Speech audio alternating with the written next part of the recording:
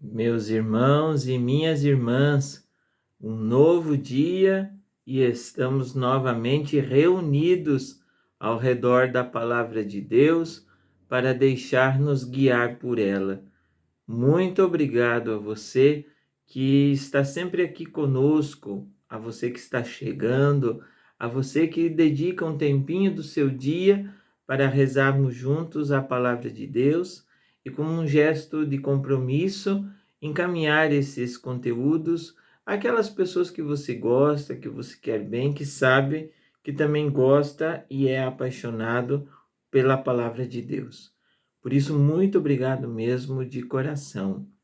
Nesse dia 7 de fevereiro, nós continuamos lendo o Evangelho de Marcos. Hoje, dia 7 e o capítulo é o 7. Começamos o capítulo 7 de São Marcos, os versículos de 1 a 13. Marcos 7, 1 a 13. Depois nós deixamos aqui na descrição do vídeo e você pode então rezar mais uma vez. Nesse texto, que vem logo em sequência daquele que lemos ontem, aonde as multidões acorriam a Jesus para que ao menos pudessem tocar na borda do manto de Jesus, as multidões sedentas da palavra, de serem curadas, de serem libertadas de tantas opressões. O texto começa mostrando a postura das autoridades religiosas de então, dos fariseus, que eram aquelas pessoas não más, mas que tinham um comportamento muito rígido com relação à lei e ao seu cumprimento. Os 10 mandamentos, que depois foram estudados, estendidos, programados, organizados, como uma lei para toda a vida social, religiosa, política, e se transformaram num código de mais de 600 leis. Esses homens fariseus, eles tinham aquela consciência de terem vivido, de viverem todas elas, de não deixar nenhuma das leis fora.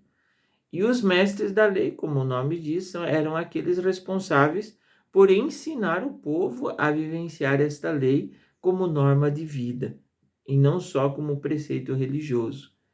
Só que chegou a tal ponto que, ao invés de defender a vida, como é a proposta de Deus dada a Moisés, esses homens, esses grupos, fariseus e mestres da lei, ou doutores da lei, como em algumas traduções, eles acabam que esquecendo a importância da vida e leem a lei pela letra.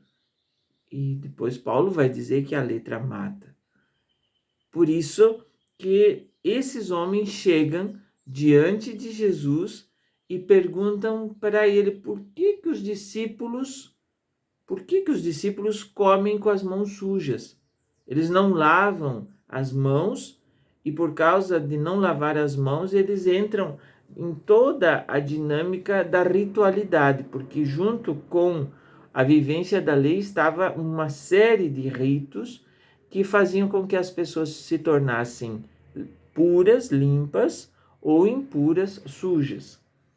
Vocês que me acompanham já sabem que nós gostamos de lembrar que a sociedade do tempo de Jesus estava organizada nesse sistema, em que dividia as pessoas em duas classes, puras e impuras. Puras as que cumpriam a totalidade da lei e impuras aquelas que não cumpriam a lei e por isso estavam relegadas ao esquecimento, à exclusão, ao afastamento da comunidade e de Deus também. Quando Jesus está no meio do povo, e ele nos ensina assim, que agora não tem mais essa realidade, e sim o que vale é a vivência, é a coerência, a superação da hipocrisia. Ele vai citar, Marcos coloca na boca de Jesus aquela citação de Isaías, aonde o profeta chama de hipócritas aqueles que louvam com os lábios, mas estão com o coração longe de Deus. Jesus usa essa expressão para censurar aquele grupo, convidá-los a uma mudança de vida radical, porque de nada adianta, ou muito pouco adianta, então, o nosso louvor, as nossas palavras, se a nossa vida, o coração na Bíblia é sempre o lugar das decisões. Então, se a nossa vida, as nossas atitudes, a nossa caminhada como tal, não fica de acordo com a palavra e o essencial da palavra. E Jesus vai voltar, por exemplo, aqui nesse texto, ao essencial, ao quarto mandamento: honra teu pai e tua mãe. E ele cita que aqueles homens, os fariseus, preocupados porque os discípulos não tinham lavado as mãos para comer o pão, aqui não é falta de higiene, gente. Tenhamos presente que Jesus quer colocar o essencial dos mandamentos de Deus, porque naquele momento, naqueles grupos, não existia uma hierarquia, uma ordem de valores. A lei era toda ela, e eles pegavam aqueles detalhes mínimos, por exemplo, o lavar as mãos, que, claro, a gente sabe da importância, mas perante o cuidado com o pai e a mãe, que ele vai dizer que eles justificavam não cuidar do pai e da mãe com o tal do Corban, que era aquela oferta consagrada a Deus. E ao invés de cuidar do pai e da mãe, eles davam uma oferta consagrada a Deus para ser dispensado o cuidado com o pai e a mãe. Ora, o pai e a mãe são essenciais, são importantíssimos, é a nossa origem. Como é que nós vamos abandonar?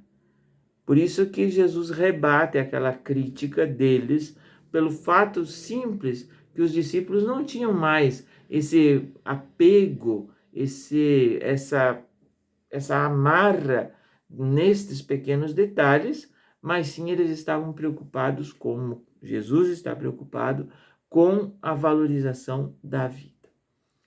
E o texto vai citar, se eu não contei errado, 5 vezes a palavra tradição. Tradição com letra minúscula. Aqueles costumes que vão passando de gerações, mas que, de acordo com a realidade de cada tempo, pode ser mudado. Agora, o essencial, a tradição maior, aquela que entregamos uns para os outros e que são necessárias, são constitutivas da nossa cultura, da nossa história, da nossa caminhada de povo, essas não podem ser mudadas.